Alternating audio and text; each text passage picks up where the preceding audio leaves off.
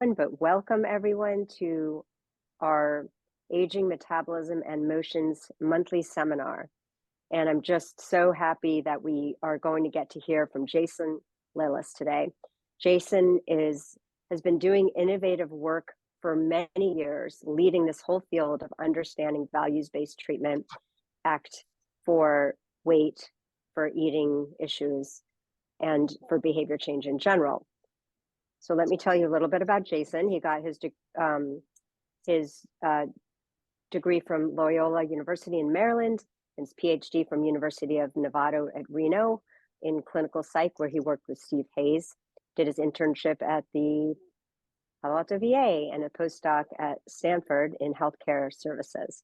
He's an assistant professor at Brown and an associate professor at Cal North State University, which has a new PsyD program, which is very exciting for many of our community to know about.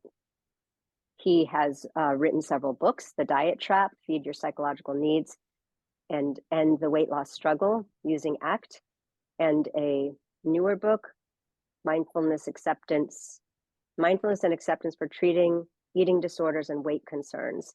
So in addition to books for the public and trying to be practical and helpful, he publishes top academic peer-reviewed articles, which we've just sent to you today with his CV. So welcome, Jason. Thank you for joining us. Hey, thanks for having me. So do I have screen sharing privileges? Let's see. Do this.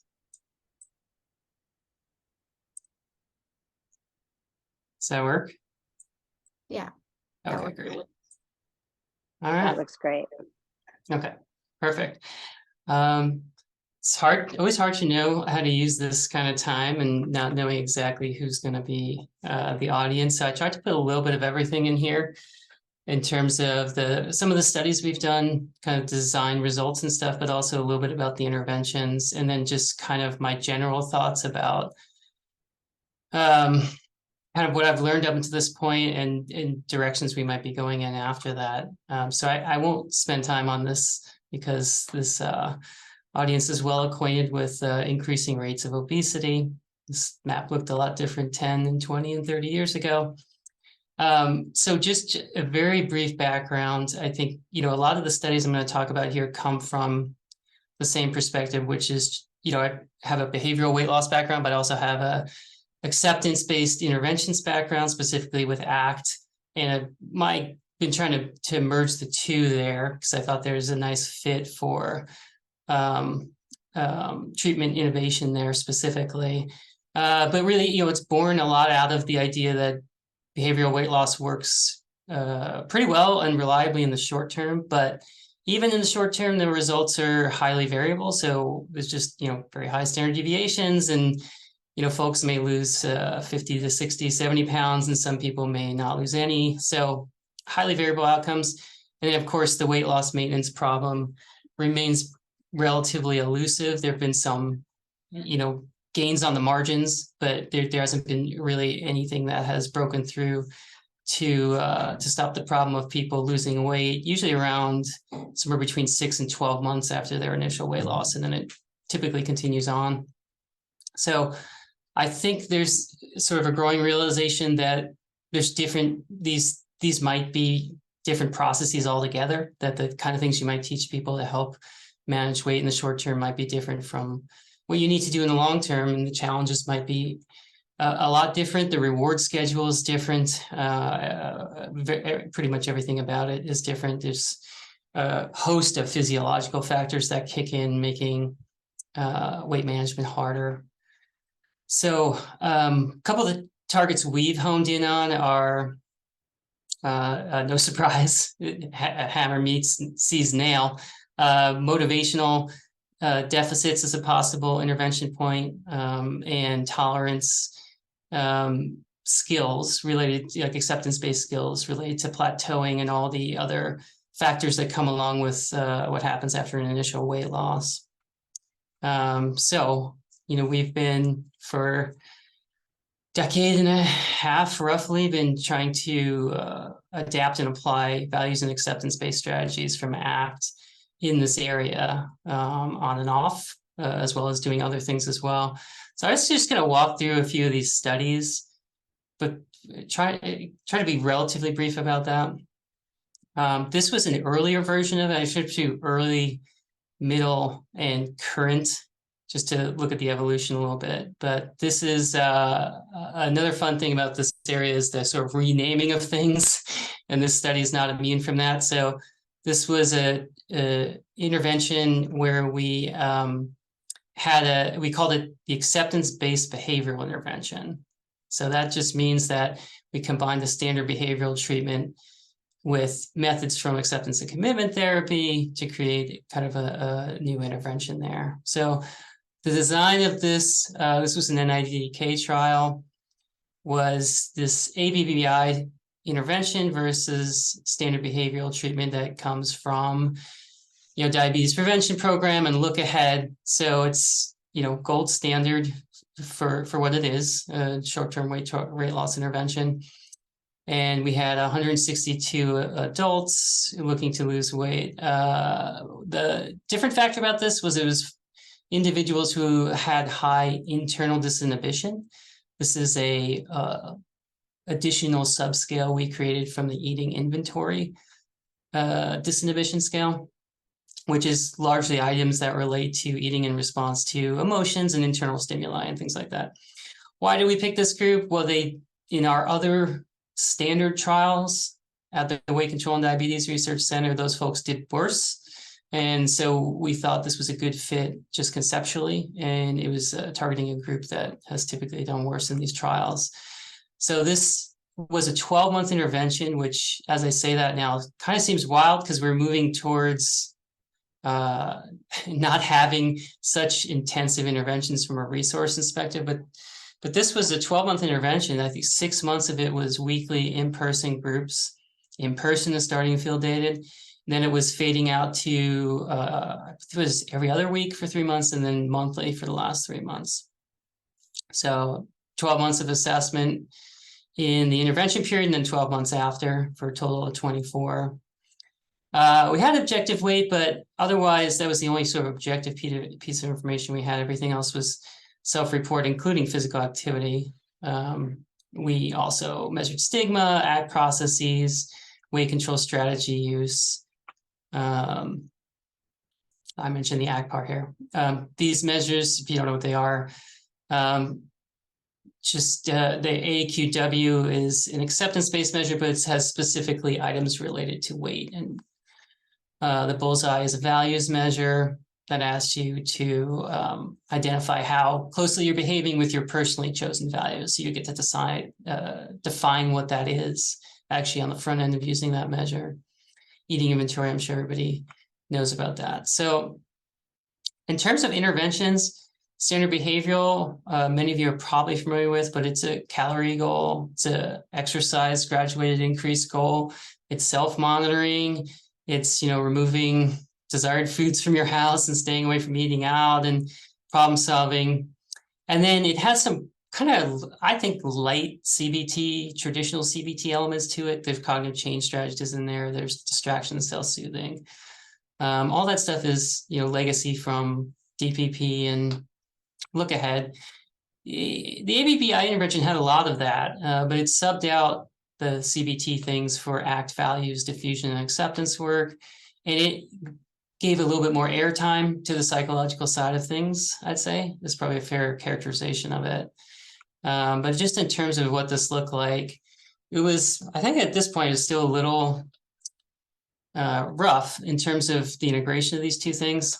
But you might see something like a standard intervention here, talking about reducing sedentary time and why that's important, and then also how you might do that, and SBT focuses a lot on cues and changing your cues. So cues to be active and cues to eat healthy food and removing cues for unhealthy foods and to not be active and things like that. So you'll see something like this in there.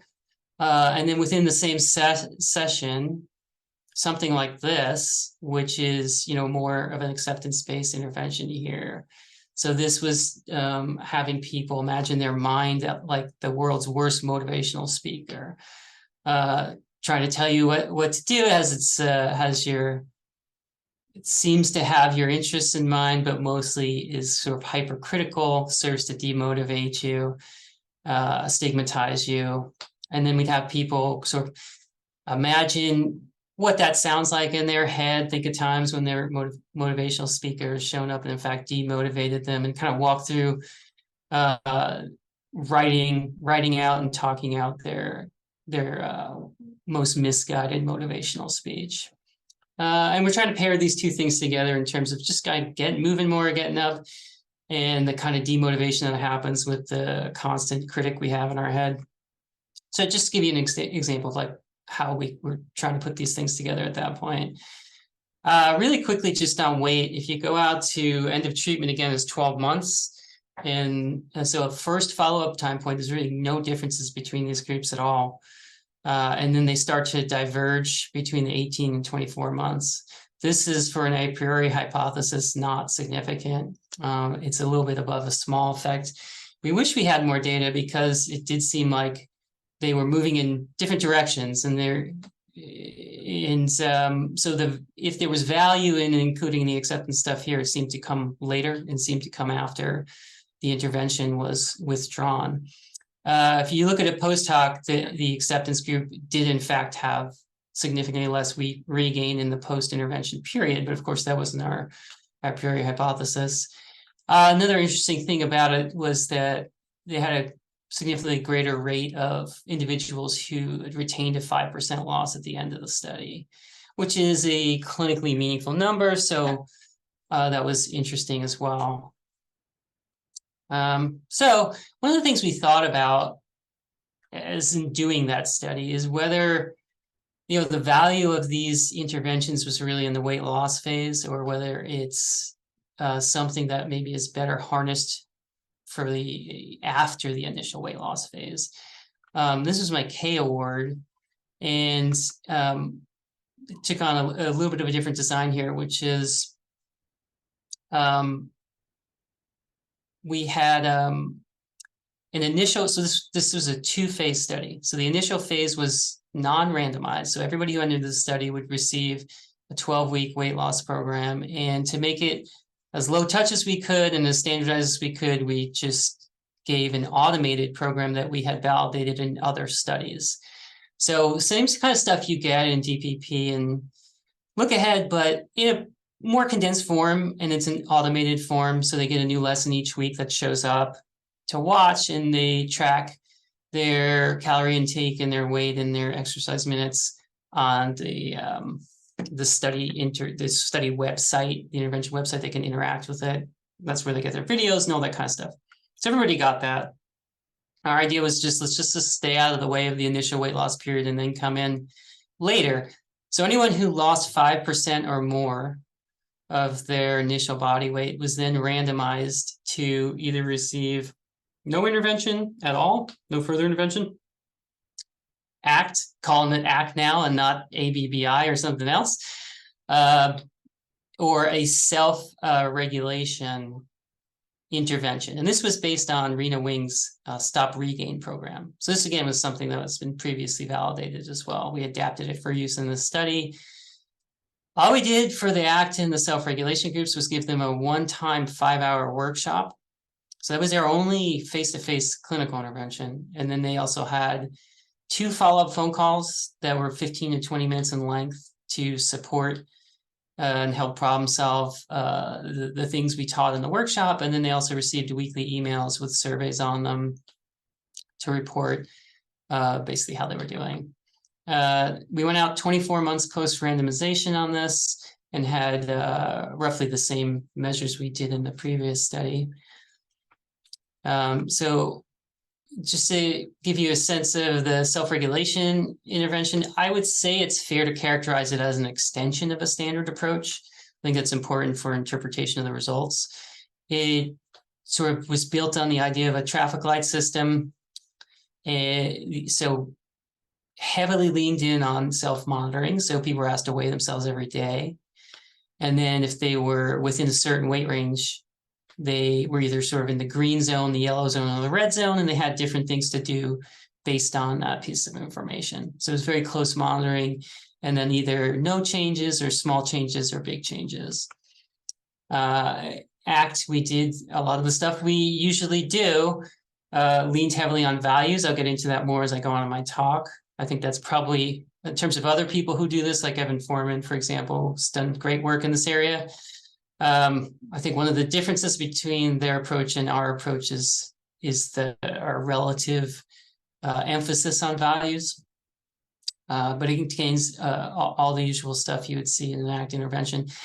I think the thing I'd say that's a distinction here is that we were weight monitoring neutral. We didn't tell people to monitor their weight at a certain rate or do it at all. It was sort of left up to them as they found it to be useful or not. And we wanted to shift focus from the numbers on the scale to values-based living as the thing that they're really organizing their behavior around. So I like to call this, which we do sometimes in our interventions, like we have kind of a Trojan horse situation where people come in looking for weight loss, and we want to meet them where they're at that moment, and then gently try to move them towards a different way of looking at the problem. Because one of the things I think, which hopefully I'll get into a little bit later, is that the focus on the scale and on weight in general, while it can be helpful for some people in the short term, it may not be helpful at all in the long term, may be hurtful. I think we have a lot of evidence that may be the case in a variety of different areas now. So anyway, getting back to this, give you a sense what this looked like. This looked a little bit more classic ACT, because now we didn't really have to integrate very much with a standard behavioral program because they already received all that stuff. So it was doing our ACT interventions and just sort of translating it for the health behavior change specific focus here. So, we talking about values like directions that you can orient to and move towards and you never reach, and they serve as good guides and things like that is very classic ACT. And then just translating that into a health-based value and what the goals related to that value might be, and just making those connections was a lot of the approach that we did here. I won't spend time on all of these. I guess this is probably worth looking at. The acceptance pedometer idea I thought was interesting. Some people found value in it. We were trying to figure out a way to translate the concept of acceptance to these health behavior change type behaviors that are being focused on in this area. And, this is what we came up with. I think it worked reasonably well. I'm not sure it's like sort of a perfect for everybody, but we like the idea of acceptance steps. There used to be the idea of pedometers and tracking steps and tracking exercise minutes and things like that. So we talked about having an acceptance pedometer, and we defined an acceptance step as any time they did something that was consistent with their values or more specifically their health values, when they would rather do something else, or there was a more pleasurable or comfortable option on the table, or that they could see in their choice point. And we, encourage people to recognize, one, that they do this already, and two, that they could probably increase these behaviors. So that was a kind of way we try to organize this, and to give people a framework from which to understand the idea of doing something that's you consider personally important to you, again, consistent with your values, but also that is perhaps in the moment hard to do for some reason internally, because of how you feel or what you're thinking, so on. So this is was kind of our attempt at doing that. Like I said, I think it worked pretty well for a lot of people. I'm not sure. I didn't ultimately retain it because it didn't feel transformative in the way I'd hoped. May use it in the future. So in terms of outcomes, I'm dropping out the no treatment group here because it was problematic for a lot of reasons that I don't want to get bogged down into. So just compare the active conditions here. And these sample sizes here on the small side because it was a K. So we're talking about 35-ish per group. So if this was sort of more adequately powered, I may have seen a significant difference here. But now, or at least we're getting closer to a medium effect in the outcome. remember, they were randomized here until the 3-month mark. So everybody had the same baseline, the 3-month standard online automated intervention. And then right at the 3-month mark is when they received the workshops. And then you can see their trajectory after that. They only had contact with us really from months 3 to 6. So that's when the calls happened. The 2 calls, that's when the emails were happening on a weekly basis. And then they didn't hear from us again. And, you know, the one thing I like about this relative to the first study is it has a similar, it paints a similar picture, just in the sense that the further you go out from the intervention, the more helpful ACT seems to be. It's not a, again, paradigm shifting result in terms of the magnitude, but it is sort of consistent with what we're seeing in other studies, which is nice because, you know, we like to think that what we're doing with our values-based interventions is planting seeds that grow over time and that they're having some value after people don't visit with us anymore. And maybe that's happening, maybe that's not, but this is somewhat consistent with that idea. I don't know if I want to get into these comparisons. It's not really that important. Okay. All right. So moving on to the R01 that we are doing based on that pilot data. So using the K for the pilot data. So this is the sort of full bells and whistles version of that. And there's some important changes I'll just highlight here. Same first phase, so we didn't change anything. Well-validated, online, automated, single-arm, non-randomization, phase 1. Dropped the inclusion to be randomized to phase 2 from 5% to 4 kilogram weight loss. Why? Just was more the standard in the literature. So it's feedback on from NIH on our first application. And we just want to be more consistent with other studies, other big well-known studies like the Svetke study and some others who've done this kind of design. And that was their inclusion criteria for phase 1, phase 2 setup like that.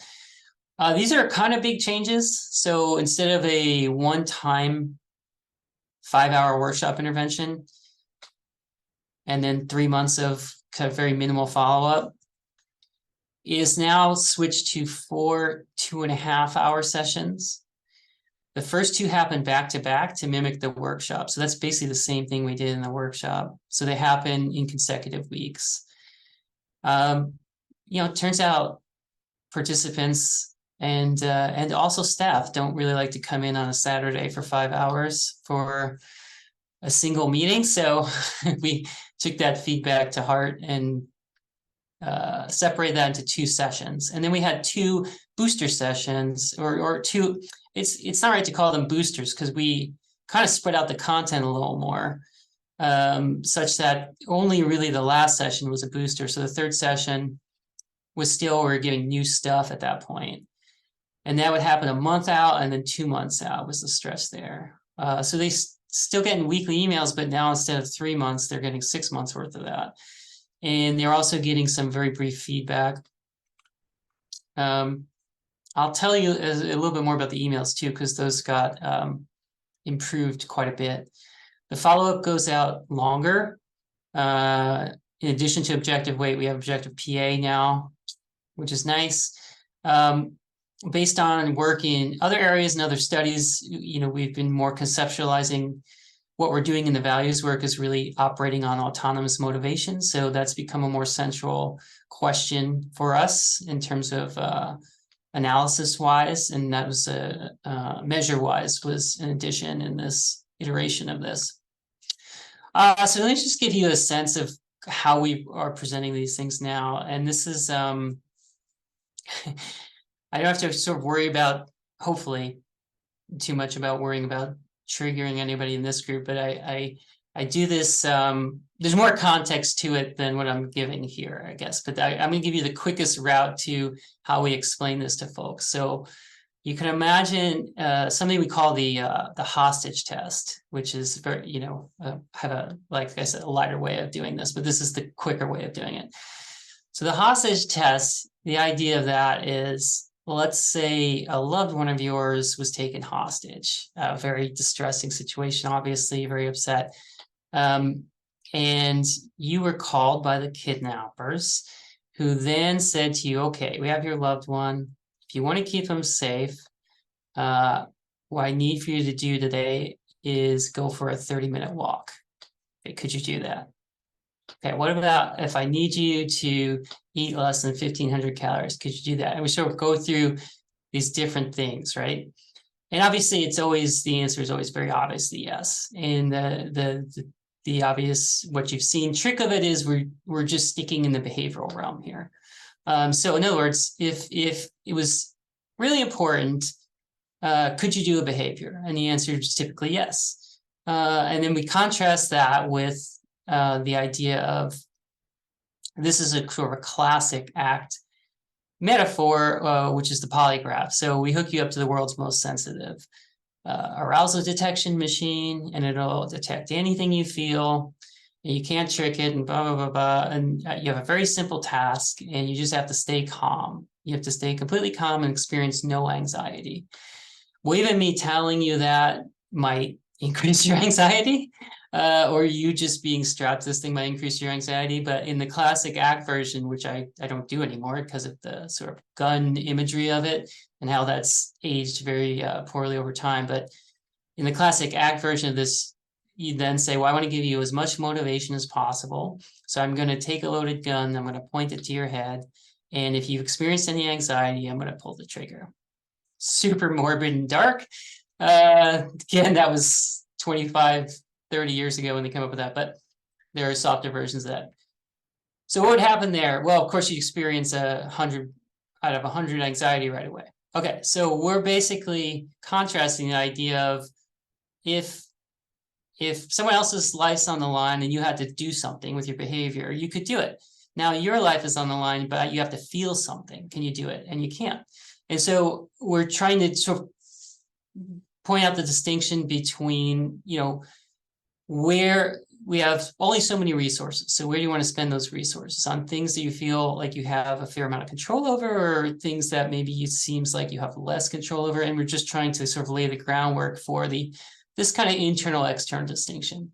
There's, what you're able to do, and then there's how much you want of your resources do you want to spend about trying to get your insides to line up, your thoughts, your feelings, and things like that. And can you even do that?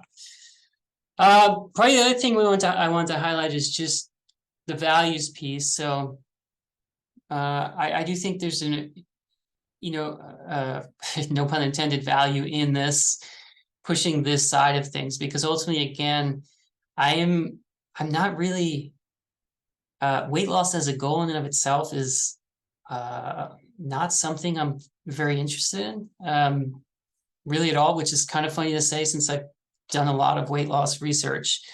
Maybe we can get into that later, but really I strongly want people to make healthy changes that are consistent with their personal values.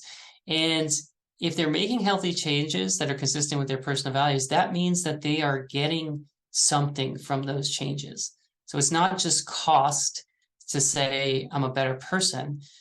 There's, cost in the effort of it, but hopefully with tangible, noticeable, identifiable benefits that relate to personal value domains. So we've sort of developed our way we talk about this a little bit, where it used to be a lot more open. We used to, do some more free writing. We still do that, but we have done enough of this with enough people that like the same themes continue to come up time and time again. So we try to get people there quicker, that connection. And we do so by having them identify areas that they can tie direct benefits from their health behavior change to these domains, right? So, so you're making better food choices, you're feeling better physically, you have more mobility. How is that affecting you, right? And so some people might note being a more patient, partner, patient or loving partner, or parent, or daughter, or whatever it is. And that could be the thing maybe that's most important to them. So rather than just making a different food choice because the doctor told me to, or I got to change the number on the scale, or, I don't want to die, which is this, unless you've had a health scare, is a pretty nebulous and in the future concern that doesn't appear to motivate current behavior very well. How about that today? It might make me, again, more patient, more attentive, have more energy in these interactions with these people I care about. So those are just some examples of the categories that we have, sort of extracted from the various work we've done over time. And we encourage people to explore whether any of these fit for them in particular, and what's the sort of primary one that fits, without limiting their ability to bring their own additional identification of connection to the table. So I just wanted to highlight that. And we really heavily organize around that, because ultimately, if you have a choice between, something that tastes good and feels good right away, but, isn't going to be good for you later, it's tough to compete with the now. It's tough to compete with the comfort of the couch and turning Netflix on when going outside when it's cold and, becoming physically uncomfortable while you exercise is hard to compete with that. So I think values is a key for bringing to bear in the moment an additional source of motivation, because it's personally generated. It comes from the person. And as long as they can have the awareness of it and access it in the moment, then you have something to compete with whatever else is going on in that moment. That's a general idea of how we think about this anyway. Other thing I want to highlight just quickly was the emails strategy that that has evolved quite a bit. We've been working with Mike Levin on this, and Mike Levin is a tremendous ACT researcher in his own right, but he's particularly great at technologically based interventions and turning ACT into technology based interventions. So what used to be like 3 sentences in the body of a regular email is now something that's delivered through Qualtrics and actually is dynamic and interactive. So it might look something like this, where we ask people to identify difficult thought that gets in the way of, a health behavior. So we can have them, we give them examples, but they enter their own thought. That thought gets piped through to different parts of the intervention. So now we can ask them to do different things with those thoughts. So can you label this just as a thought? I'm having that thought that I'll get back on track tomorrow, and so on. And when was the first time you had this thought? So we can run them through a number of strategies using the actual thought they tagged. It's just a lot nicer, and I think a lot potentially more potent than just having people read a few sentences that are supposed to be a refresher of an intervention that maybe they already forgot about in the group that was 2, 4, 6, 10 weeks ago. So this, I think, is kind of a dramatic improvement. This is an ongoing study, but I just wanted to show you how things have evolved. We're in assessment only at this point, so all the interventions have been done. 509 is not updated. I think it was like 550 something went through phase 1. And yeah, so we're continuing out and following the follow-up data on that. Our retention is astounding, but it's a cheating number, because if you eliminate practically half your sample in the non-randomized phase, then you really have just a bunch of motivated people at that point. So it's not surprised that those numbers are really high. But session attendance was really good, which is great. We're already unblinded and are analyzing the phase 1 data, which I'll present at SPM this year. Side note about this is a COVID study. So the first group got enrolled and started their online intervention, and the US shut down that week. So literally timed exactly for when COVID started. This was supposed to be an in-person intervention. It went to a remote intervention, never went back, because by the time we could be in rooms again, we had run so many that it didn't make sense to switch it. So these are Zoom delivered groups now, not in person. I don't know how much of this can be blamed on COVID, but we did not meet our phase 2 goal. Based on our pilot estimates, we expected 55% of the individuals who entered phase 1 would be eligible for phase 2. Actually, that's what we put in the grant. But in fact, it should have been about 60 because we lowered our inclusion criteria. Actually, it ended up being in the, the low 40s. I don't know if 44% is our final number. It might even be slightly lower than that.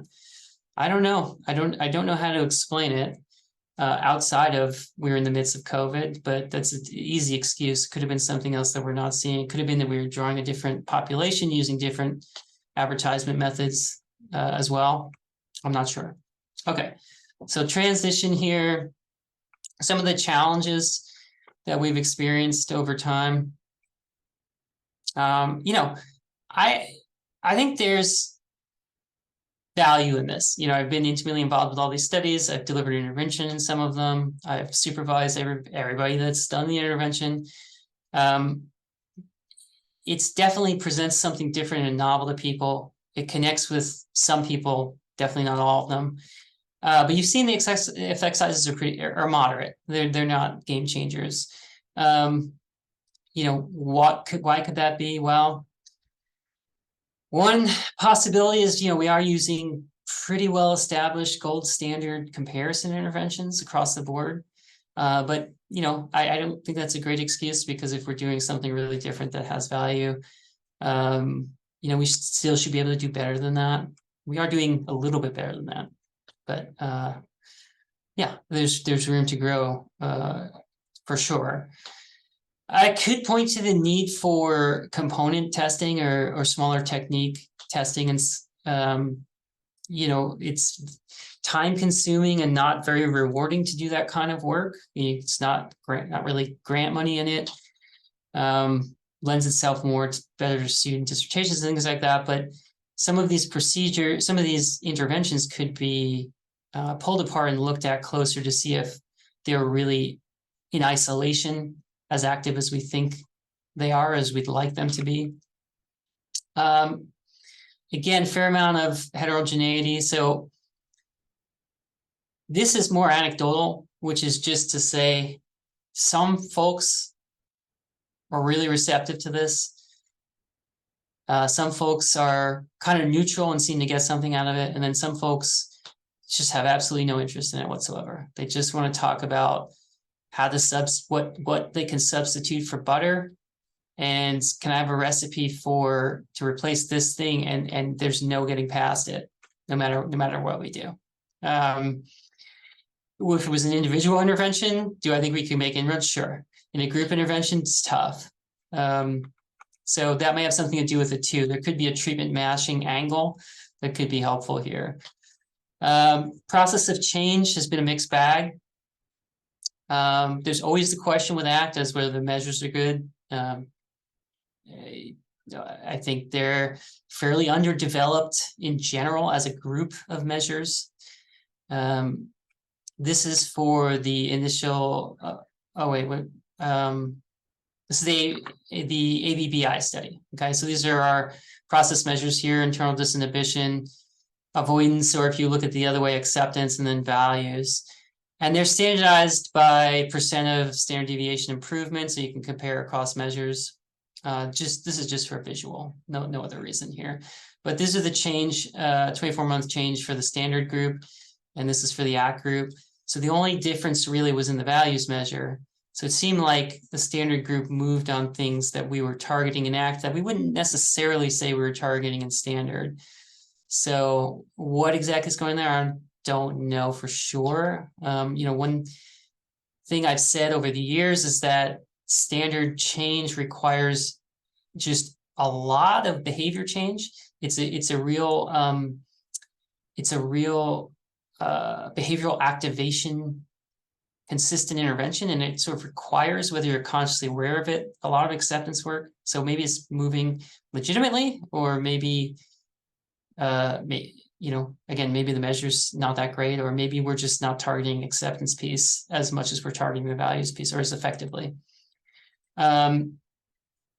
This is the case study. Sorry, I flipped the bars on you, but the colors are the same. This is ACT. This is standard. So again, acceptance on the right, or avoidance, depending on how you conceptualize it. Not much difference there. Difference was seen in the values measures more.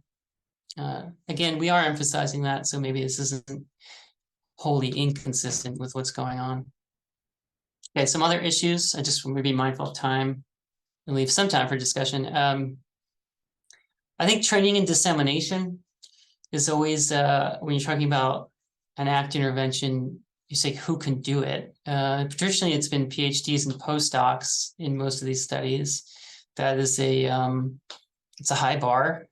They're not really all that available for this kind of work, and they're very expensive. So attempts to train nutritionists and exercise physiologists have been mixed. Folks with a really psychological, what I call like kind of psychological raw skills have done better, and folks without that have not. And I do feel like sometimes it's a training. I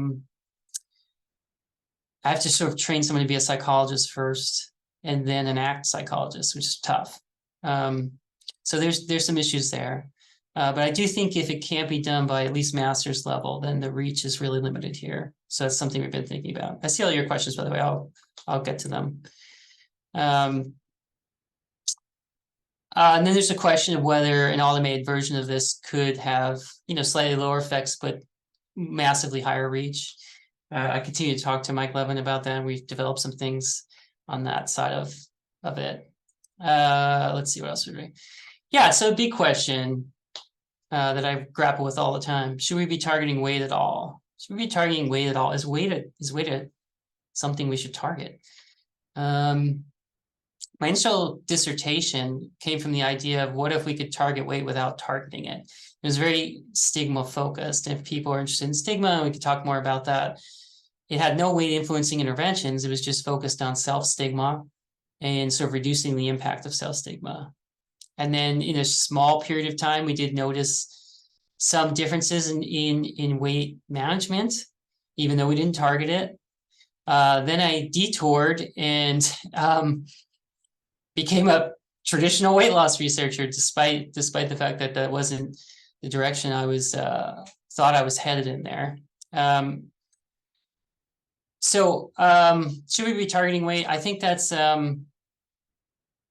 obviously a question informed by decades of the dreaded weight regain curve. You see, the fact that targeting weight at all sort of reinforces, whether explicitly or implicitly, the toxic way our society views body shape and interacts with folks with a larger body shape. On the other side of the equation is a lot of people still want to lose weight, and so do you just do you try to counsel them as against that? Do you meet them where they're at and try to help them? Do you do kind of what I've been trying to do, which is agree that that's what you're working on, but then completely try to change that on them later and say, no, this is about your values and what's important to you, and how these changes can actually empower you to live more consistent with those. I don't know. It's an open question I'm willing to discuss, but I will say I'm moving very strongly away from studies that have weight as the target. So we recently published a physical activity only focused study, and I have a number of different follow-ups to that, both in post-bariatric surgery and in midlife adults, that we've been focusing more on values-based intervention to support increasing autonomous motivation, specifically for physical activity, and dropping the weight piece of it. I sort of think of it this way: there's sort of 4 things in the health behavior change related to diet and activity. that we can do. We can, try to increase people's activity, try to reduce their sedentary time, try to increase their food quality, or reduce their food quantity. And this has been obviously the dominant focus. And I don't know that that's really that important. If we focused on either 2 or 3 of the other things, or even one of the other things, may have better health outcomes in the long term without the psychological side effects that are being reinforced by organizing your intervention around the idea that we should be a certain weight. Okay. Role of stigma, people were asking about that. We've always had stigma measures in our study. Our interventions haven't been strongly stigma focused, although it's embedded in there. You saw a little bit of it with the mind is a worst motivational speaker exercise. There are always things like that in our interventions that deal with stigma, even though it's not the explicit focus. We've done side analyses of the data and found different aspects of stigma being associated with greater weight loss or predicting lower or worse response to the intervention. Based on Janet Tomiyama, who's here's work, among others, I think we have exceptional evidence now for a direct pathway from weight stigma to health that I'm not sure we need to do this intermediary step anymore.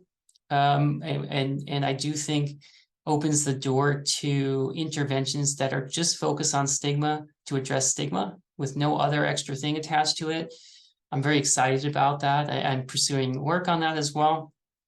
I think that's a very worthy future direction. And I think I'll just probably leave it here. I kind of sort of mentioned about all these things, different studies we're doing, but focusing on PA, focusing on stigma. I got involved in a type 1 diabetes study with eating disorders that is a little bit askew from what I'm talking about here, but I'm happy to talk about there. So why don't I stop here just so I leave a little bit of time, and then I have to figure out how to unshare my screen now, which may be harder than it sounds. Okay.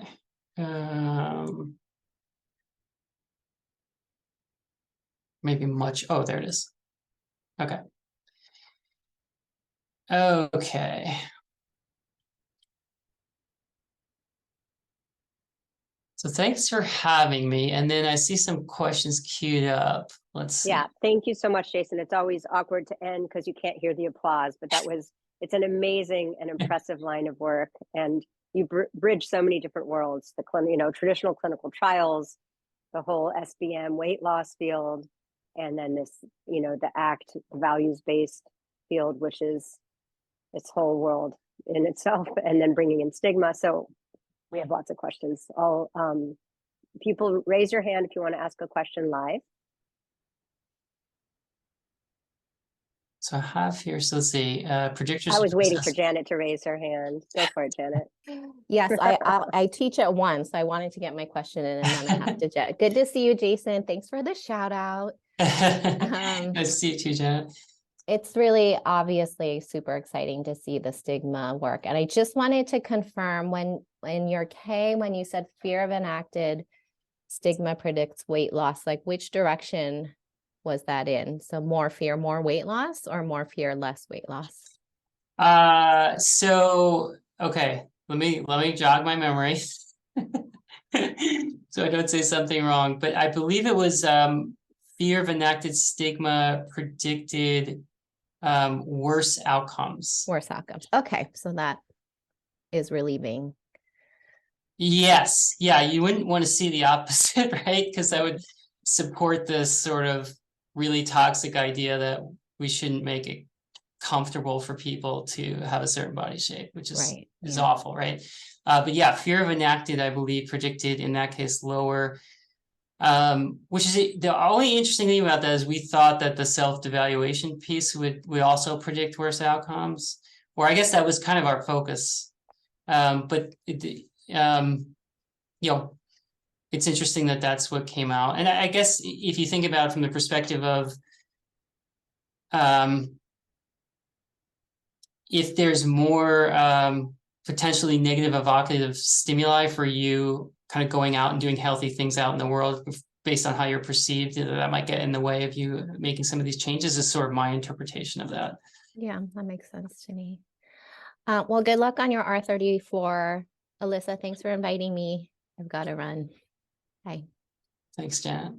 What part of treatment is targeted wasting mechanisms? I sort of got into that a little bit. It's been kind of embedded in there without being the explicit target. It's typically when we do diffusion work, we do almost a psychoedy piece about, toxic environment, toxic stigmatizing environments, from media and people and workplaces and healthcare. And then we have people kind of explore different ways that can be evident in their own thought processes, and what kinds of thoughts come up around making health behavior changes and things like that, whether it's related to exercise, related to making food choices and things like that. So it's kind of lightly in there throughout, but it mostly shows up in when we're doing the diffusion piece. Outcomes you care about most, values-based behavior. Should we be using that measure in population-based health studies? If I felt really good about the measure, I might be more on board with that. One weird thing about the values measures are, if you're doing an ACT-based values intervention, how people relate to the questions changes dramatically before and after you do these interventions. So people hear values, they have their own connotation of it, and they just sort of often think like more generic societal values and like what I should care about and things like that. So they might answer one way at baseline, and then in mid-intervention, they may look like they got a lot worse on values, but really you've done values work, and now you've sort of clarified what we mean by values, which is like they're, have to be personally, it doesn't matter what other people think, and has to be true to yourself and personal, and do a lot of exploration around that. And yeah, maybe actually I don't really care about these 3 things that I think I should, but that kind of came from my mom or, my family or something like that. And actually what's really important to me is this and this. They may look like it got a lot worse. And then maybe at the end they start to get better again, because now they're thinking about it differently, but they're tracking it. They're also behaving more consistent with it. That's hard for a population study who doesn't have the same, framework from which to answer the question. So that's kind of why I say that it feels like a limitation of the measure in a way, or the measures, that I don't know what we're gathering in, like, say, a cross-sectional survey study when we use measures like that. I just don't even know what to make of it outside of a treatment intervention study. But I would love to see any movement. Thank you. Yeah, I'd Yeah, love to see any movement in that direction. Right. I think there's a lot of us here who study purpose and meaning and biological pathways, as a direct emotional well-being factor, as a stress buffer. So, in the behavior change literature, it's totally siloed and separate, and we don't think of values in the same way. They're much more specific and tied to behavior. So I was just curious, like, if you had, measures that you thought kind of helped us bridge purpose, meaning, and health behaviors that would get at how much people live their values in that way.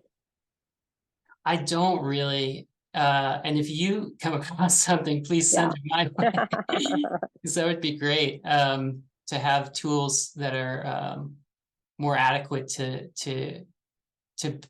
studies that can help us understand these things. Let's see.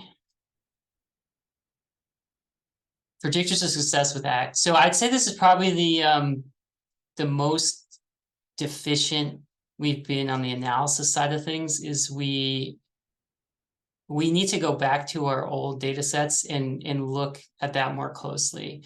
I don't know that we have much data to speak from it, because I told you, it's just anecdotally, sometimes you can see people it's like, this is not going to work. And some people, they just needed the literally one ACT thing I said to them, and it just changed everything. But I don't know, this area in general has been notoriously bad for finding predictors of response to Mhm. treatment, just in general. And that's been true of standard approaches for ages, finding any predictors that are useful whatsoever.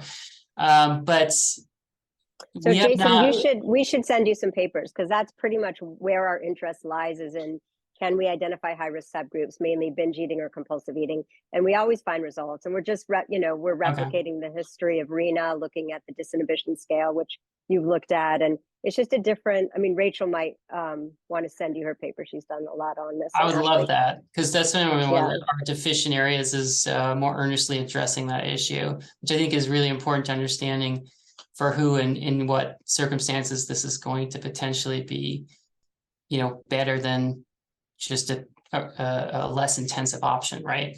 Mhm. That I mean, has to how be. you get people focused from the scale to the values is super interesting, and you're measuring that in both anecdotal and measurement ways. One last question, someone else?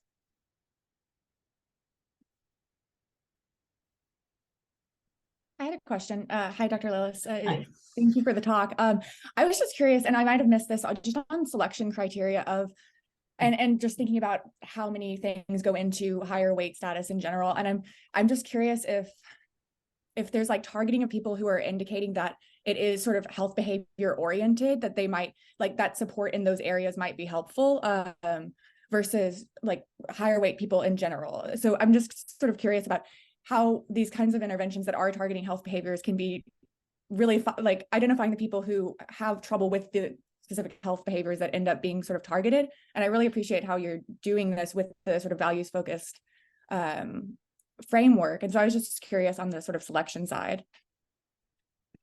We haven't done much on the selection side. Because we've been more, because a lot of stuff's funded by NIDDK, and they're, at the times these things have been funded, they've been, really focused more traditionally on the weight part of it, right? But I think what you're saying is very valuable in terms of, if there's probably ways you can deal with the matching issue simply by the way, like you said, the way you're selecting people, and what you're using for the criteria to select people. I sort of, I'm getting by your comment that there's that kind of the implication of, can you find people who are like at a base level already kind of align with the idea of a health behavior change focused to improve life, that's less about scale weight? Is that what you're saying? Yeah, and I'm also just sort of curious about people who have had higher weight their entire lives, kind of a thing, versus people who might have had behavior changes that have led to higher weight. So just more thinking about how to like isolate the people who would have the, whether weight change is the outcome or whatever the sort of behavioral outcome changes are, who would most like want those changes, see themselves in, this would be beneficial for me. Just sort of thinking about how to think about obesity overall. And I was just curious how you've been addressing it, because I think you're doing a lot of the like good work of, disentangling weight stigma from weight itself. Yeah, I think there's a lot that can be done on that front in particular. So you're saying I shouldn't deceive people and have them come in for one purpose and then try to change it on them? No, I do think that that's a really good way to. I like that idea a lot. Yeah. Anyway, thank you so much for the talk. All right, I think we can wrap it up now, but thank you so much, Jason. I really appreciate it, and it's been great hearing about this. Great. Thanks so much for having me. Nice to see you all. All right, bye-bye.